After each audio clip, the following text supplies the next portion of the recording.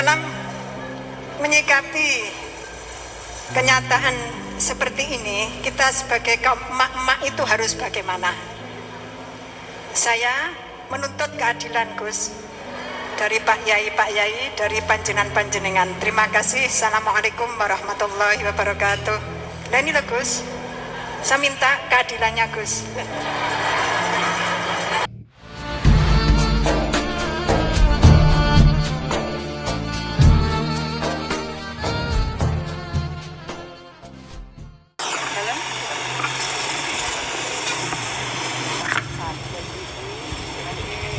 Assalamualaikum warahmatullahi wabarakatuh.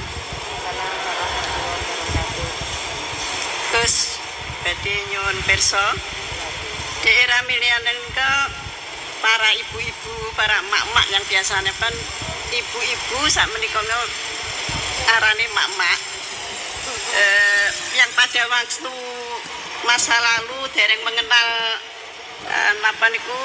dereng mengenal dan memahami perkembangan ilmu pengetahuan dan teknologi seperti saat sekarang, kadang-kadang merasa bingung. Ibu-ibu merasa bingung menghadapi tantangan pendidikan di masa sekarang ini. Peserta didik sekarang dituntut paham dan bisa mengoperasikan perangkat multimedia sosial supaya tidak tertinggal oleh perkembangan pendidikan yang sekarang ini perkembangannya sangat pesat. Sementara di sisi lain banyak informasi kurang mendidik yang bersumber dari perangkat multimedia tersebut. Ngeten Gus, ibu-ibu menika kadang-kadang bingung. Santri menika kan boten pareng beto HP. Tapi sekarang niku pendidikan memerlukan kita harus pakai HP. Nah, yang ibu-ibu itu mau mengikuti itu sudah kadang-kadang sininya sudah tidak nyambung. Diwarai WA mawon kadang-kadang mboten saged, namun kalau santri itu sudah mengunci HP-nya, kita tidak ngerti ini bagaimana caranya kalau dikunci, jadi tidak bisa. Terus bagaimana Gus caranya kita itu bisa mengarahkan anak-anak sehingga anak-anak itu walaupun pakai HP bisa bisa mempergunakan dengan sebaik-baiknya. Kemudian pertanyaan kita sebagai orang tua dari anak-anak kami, baik para santri atau anak kami sendiri, apa yang harus kita lakukan? Repot, HP saja tidak bisa, apalagi laptop. Padahal anak-anak itu kalau mencet itu sudah tahu apa-apa. Sedangkan kita yang tua tidak ngerti cara mencet kadang-kadang. Kemudian bagaimana gini Gus, supaya anak-anak itu juga anak-anak itu bisa mengikuti zaman tapi selamat sehingga mereka bisa pinter dalam ilmu pengetahuan tapi juga hatinya selamat, bisa selamat di dunia dan selamat di akhirat. Matur suwun. Assalamualaikum warahmatullahi wabarakatuh. Gus, sekarang di pesantren-pesantren itu banyak para ibu nyai yang memiliki peran lebih besar dalam mengasuh para santrinya dibandingkan peran Pak Yai.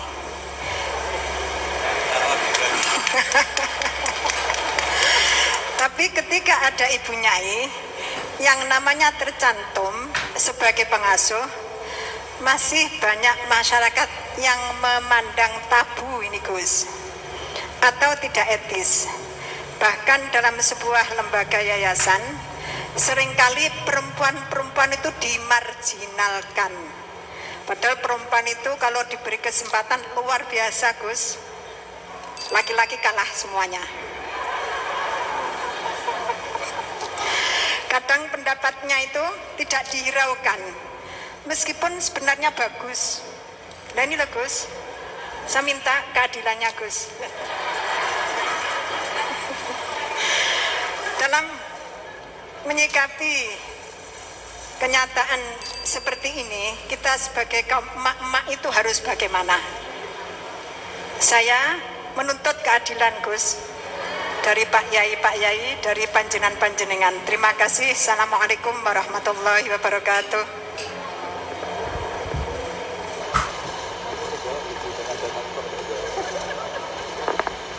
Ya nanti yang ikut jawab Bu Gubernur ini kan masa mau jadi pemimpin tidak mau jawab problemnya. Udah datang pakai helikopter, ada pertanyaan nggak mau jawab. Saya ini ganjarannya sudah terlalu banyak, 5:30 sudah datang, berarti diminta ikut meletakkan batu pertama ya. Oke. Lantas begini Bu Nyai Nur Iskandar ya. Jadi saya punya cerita dari Bapak, juga cerita ini pernah dihentikan Mbah Mun.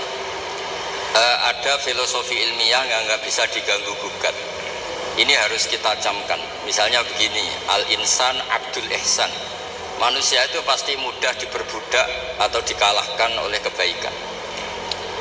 Singkat cerita, ada seorang kiai waroi zuhud, di rumah nggak ada TV, nggak ada HP, nggak ada motor. Saking inginnya anak itu nggak terkontaminasi TV, nggak terkontaminasi HP, juga nggak sering keluyuran ada motor. Tapi apa yang terjadi? Anaknya ini malah pertama punya HP atau memakai HP dipinjemin temannya. Kebetulan temannya itu tidak sholat. Pertama naik motor juga dipinjemin orangnya yang nggak sholat. Pertama tahu TV juga di tetangga, komunitas keluarga yang tidak sholat. Sehingga perasaan anak ini hanya punya utang jasa sama orang yang tidak sholat. Lama-lama kenangannya apa? Ternyata orang yang tidak sholat itu lebih manusiawi ketimbang yang sholat. Singkat cerita anak ini akhirnya nggak sholat. Ketika anaknya itu nggak sholat, orang tuanya itu coro Jawan itu tobat, minta maaf sama bapak, sama saya. Era kiai saya minta, karena melihat Mbah Maimun itu di rumahnya ya ada TV, bapak saya di rumah ada TV, juga ada motor.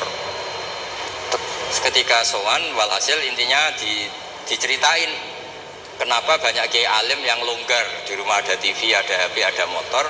Ternyata karena jangan sampai anak kita pertama merasa utang jasa itu sama orang lain. Nah, kalau orang lain ini yang orang nggak bener bisa berabe kan.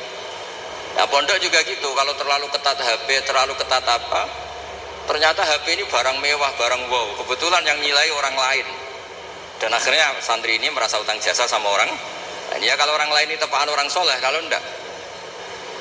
Makanya ibu-ibu juga situ, senyum tuh barang mewah. Ternyata bapak-bapak kenangannya sama bakul kopi, tidak sama istrinya. Akhirnya yang diingat ya bakul kopi, karena senyum itu mewah.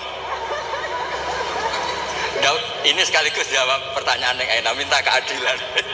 Saya juga minta keadilan. Ya itu sudah komplit, jawaban itu sudah. Pokoknya kita kondisikan al-insan abdul ihsan.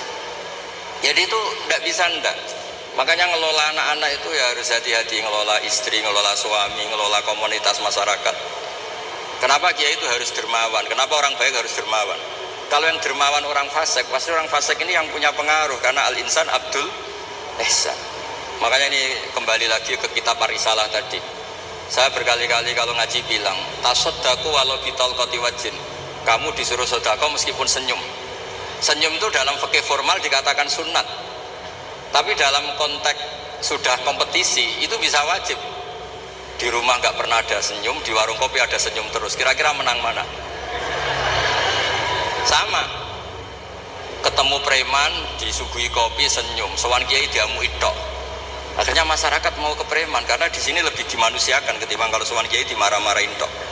Akhirnya konsep Nabi Tolkoti Wajin tidak lagi kita katakan sunnah tapi wajib. Makanya berarti ibu-ibu senyum sama suaminya wajib. Tapi kalau disenyumin terus ya wong lanang ya udah blek itu dikira gak pernah salah. Berarti marah juga. Iya sudah usah diwajibkan, sudah dilakukan, alhamdulillah. Jadi menurut saya ngadepi fenomena sosial apapun kita harus punya kaidah ilmiah yang permanen, yaitu al-insan abdul ihsan. Semuanya fikih, semuanya solusi, semuanya teori itu pasti kembali ke situ. Kalau kita lebih menarik karena ihsan kita, pasti orang ke kita. Tapi kalau kita jeblok secara sosial, ya dibayangkan Allah itu walau kunta faturulidal qalbi lan faddu min hauli. Kalau seorang pemimpin itu kok wangkot, angkuh, tidak simpatik, pasti lan faddu min haulik, pasti orang itu bubar. Jadi itu jawaban umum, tapi insya Allah menjadi solusi untuk mengelola anak kita. Saya sampai sekarang itu ya biasa ngedusi anak saya, jalan-jalan sama anak saya, supaya utang jasanya anak itu sama orang tuanya. Istri saya itu keluarga Sidogiri. Itu saya pernah bilang, kalau anak saya minta uang jajan meskipun saya tidur agar dibangunin oleh anak saya. Kata istri saya kan, yaitu nanti melatih tidak sopan. Tapi akhirnya saya beri penjelasan secara ilmiah. Yang wajib jajan anak itu orang tuanya, jangan sampai ganggu mbak-mbak atau kangkang. Sehingga korbannya ya harus saya, bukan orang lain. Jadi kita harus kadang-kadang lebih bicara ilmu ketimbang akhlak. Apa artinya anak kita berakhlak sama orang tua, tapi anak kita pas mau jajan ngel-ngel orang lain. Nah hal-hal seperti itu supaya apa? Anak kita punya kenangan, saya bisa jajan karena bapak saya bisa jajan karena dituruti bapak saya. Tapi kalau kenangannya sama tetangga, dan kebetulan tetangga kita misalnya kurang baik, maka nurutnya sama tetangga yang kurang baik ini. Jadi ini menurut saya, ini karena masalah ijtihad. Neng anak boleh gak setuju ya, karena ini masalah ijtihad. Tapi harus setuju, satu-satu diundang kok ora dituruti fatwane kan. Tapi jelas kaidahnya itu tadi pegang al-insan abdul ihsan, sehingga kita bisa ngelola gimana orang-orang baik itu berjasa. Makanya ketika Rasulullah SAW masyhur itu, inna hadatin irtadaituhu li nafsi wala yusliha li hadatini illa sakha wa husnul khuluq.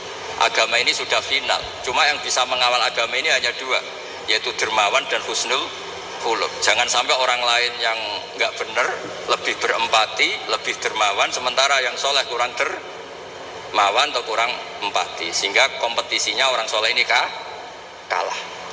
Ya saya kira demikian. Ini mohon terakhir, mohon assalamualaikum warahmatullahi wabarakatuh.